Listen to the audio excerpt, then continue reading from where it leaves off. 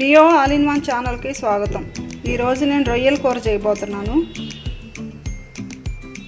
రొయ్యలు 1/2 కేజీ, శనగ నూనె 50 గ్రాములు, ఆవాలు, జీలకర్ర, మినపగుళ్ళు, తిరమాత గింజలు అన్నమాట. అవి ధనియాలు, చెక్క, లవంగ, గసాలు, జీలకర్ర కలిపిన కొట్టి పెట్టుకున్న పొడి, కొబ్బరి పొడి 2 స్పూన్లు, పసుపు 1 స్పూను, ఉల్లిపాయలు పావు కేజీ ఉల్లిపాయలు, 3 పచ్చిమిర్చి, కరివేపాకు, కొత్తిమీర, అల్లం వెల్లుల్లి పేస్ట్ అన్నమాట 2 స్పూన్లు, కల్లుప్పు 2 స్పూన్లు కల్లుప్పు. ఫస్ట్ బాండి పొయ్యి మీద పెట్టుకొని ఆయిల్ వేయాలి.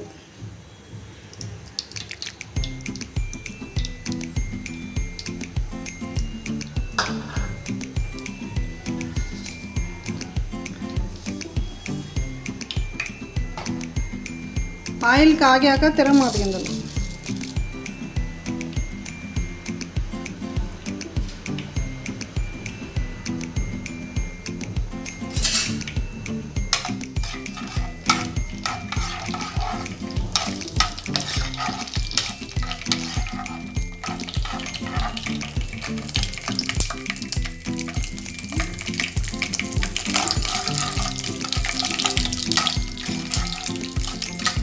తిరమాత గింజలు కాగినవి, కరివేపాకు,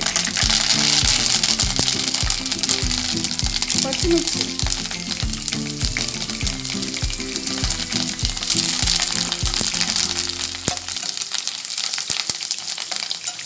ఉల్లిపాయలు,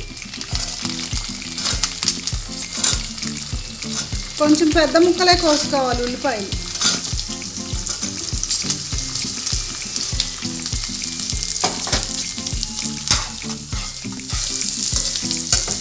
కొంచెం సేపు ఉల్లిపాయలు మగ్గిన తర్వాత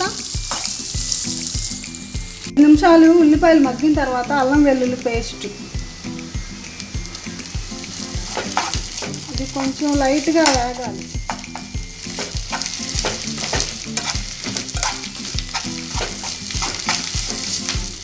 ఒక నిమిషం వేగిన తర్వాత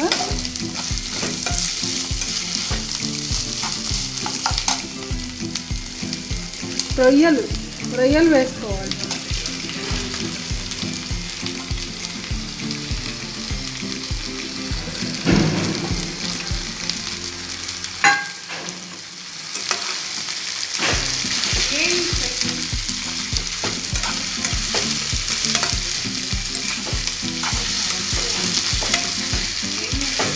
రొయ్యలు వేగాక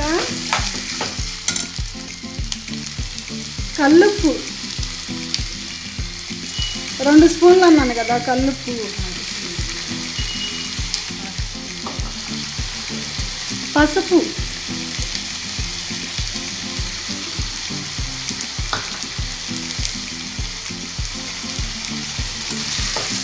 కొంచెం వేగనివ్వాలి. నేను ఇందాక కారం మర్చిపోయాను, కారం పెట్టలేదు అన్నమాట. 2 స్పూన్లు కారం వేయాలి. కారం ఫోటో పెట్టలేదన్నమాట. 2 స్పూన్లు కారం. 15 నిమిషాల తర్వాత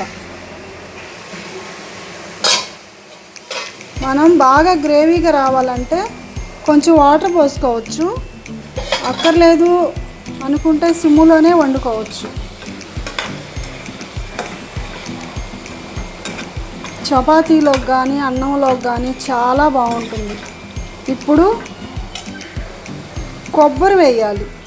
కొబ్బరి లాస్ట్ అయిపోయింది. ఇక కొబ్బరి మసాలా,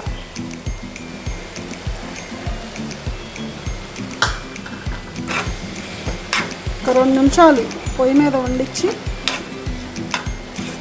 మగ్గిపోయిద్ది బాగా.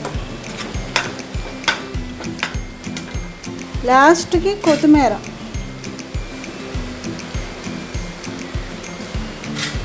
వేసిన తర్వాత ఉడకకూడదు అన్నమాట.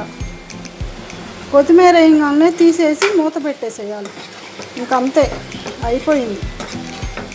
రొయ్యల కూర రెడీ. చాలా బాగుంటుంది, ఒకసారి చేసుకొని చూడండి. అయిపోయింది.